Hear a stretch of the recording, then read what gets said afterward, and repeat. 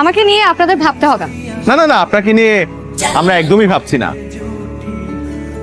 জীবনে চলার পথে সঙ্গ এবং সঙ্গী দুটোই ভীষণ প্রয়োজন।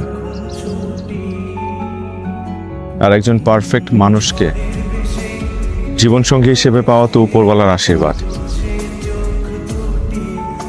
তার মানে এই না যে একজন ইমপারফেক্ট জীবন সঙ্গীকে নিয়ে জীবন চলবে না। জীবন ঠিকই চলবে, সেটাকে চলা বলে না, সেটাকে আসলে চালিয়ে নেওয়া বলে। কিন্তু ছোট্ট একটা জীবন আমাদের, কেন কম্প্রোমাইজ করব বলুন? আমার কাছে মনে হয় জীবন সঙ্গী এমন হওয়া উচিত যার সাথে আপনি প্রতিটা মুহূর্ত উপভোগ করতে পারবেন, সারাক্ষণ খুনসুটিতে মেতে থাকতে পারবেন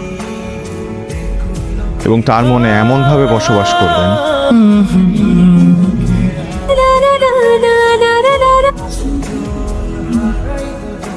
আমাদের সম্পর্কের তো এখনো কোনো নাম হয়নি। তাহলে আপনি আমাদের সম্পর্কের একটা নাম দিয়ে দিন। দেব? বন্ধুত্ব।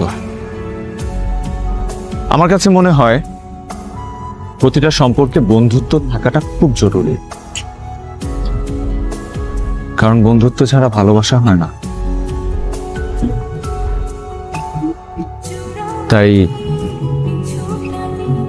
বন্ধুত্বের অপর নাম আমার কাছে ভালোবাসা। কি ভাবছেন? এই মানুষটার সাথে আজকে আমার প্রথম পরিচয়, আর এই মানুষটার ছবি আমার হাতে। একটু অবাক লাগছে না? এই ছবিটা আমাকে আমার বাবা দিয়েছে। আসলে ওর সাথে আমার বিয়ের কথাবার্তা চলছে পারিবারিকভাবে। আমি এই রিসোর্টেই উঠেছি। সত্যি? তাহলে তো ভালোই হলো।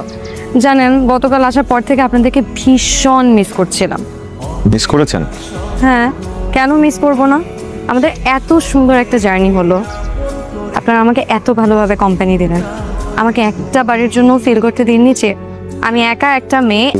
But in the mean time একটা অনেক বড় একটা মিটিং পড়ে গেছে, তাই আমি আর পারি না আনতে আসতে।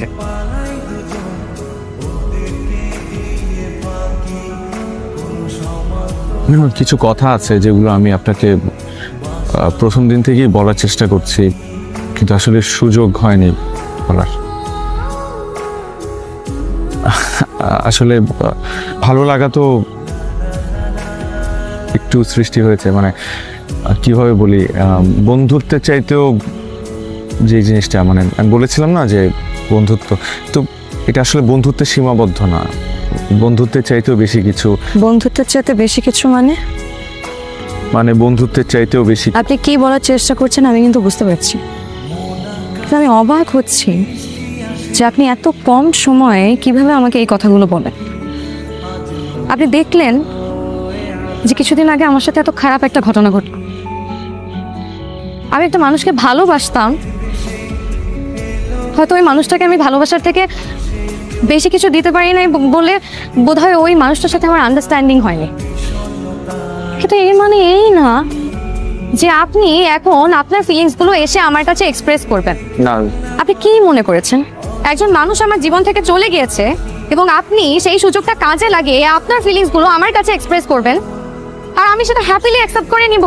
আসলে কি চলে যাচ্ছেন? আপনার কি মনে হয় ব্যাগ ব্যাগেজ নিয়ে জায়গায় বসবাস করতে আছি আমরা? আর বন্ধুত্বের অপর নাম হচ্ছে ভালোবাসা। এখন কোথায় গিয়েছে এই মেয়েটার প্রতি আপনার ভালোবাসা?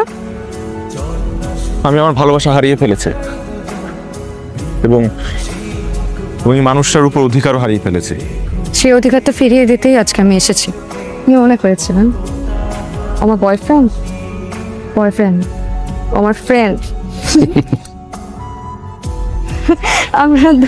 আমরা দুইজনে মিলে এই প্ল্যানিংটা করেছিলাম এটা জানার জন্য যে আমি আপনার লাইফের জন্য পারফেক্ট পার্টনার কিনা। তেমনি আমিও